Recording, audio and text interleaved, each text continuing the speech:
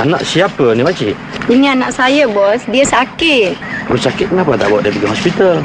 Saya ni gaji hari, bos. Kalau bawa dia pergi hospital, gaji saya kena potong, bos. Andor? Ya, bos. Andor. Hari ni makcik ni pergi hospital, jangan potong gaji dia, ya? Baik, bos. Nah, ambil RM10 untuk ubat, ya? Terima kasih, bos. Pakcik?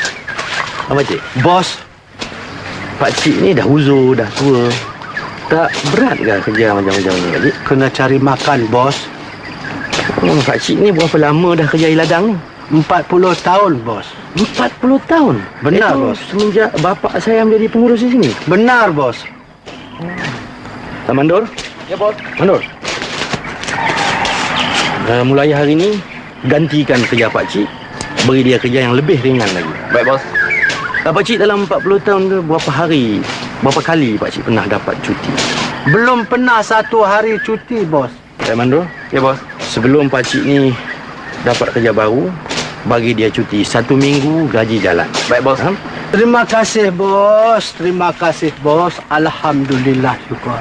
Mudah-mudahan Tuhan panjangkan umur, bos. Selamatlah, bos. Murah rezeki, bos. Selamat pagi, bos. Pak Karim, ada hal apa? Malam esok, saya nak jemput bos datang makan kenduri di rumah saya. Anak saya nak berkatan, bos. Pukul berapa Pak Karim? Pukul 8, bos.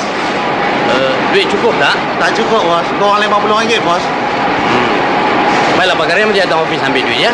Bos. Terima kasih, bos. Bos, terima kasih. Allah Ta'ala sajalah yang panjangkan umur, bos. Amin. Sudah, bos. Sudah, bos. Masuk, bos. Sudah, bos. Ini istri saya, bos. Apa khabar? Bye-bye. Ini anak Pak Karim ni namanya siapa? Namanya Sazali, yang dipanggil selalu Sally Boy. Oh, Jali Boy, ya. Jali Boy, ini ada hadiah bos kasih untuk Jali Boy. Terima kasih, bos. Bagus. Sila, bos.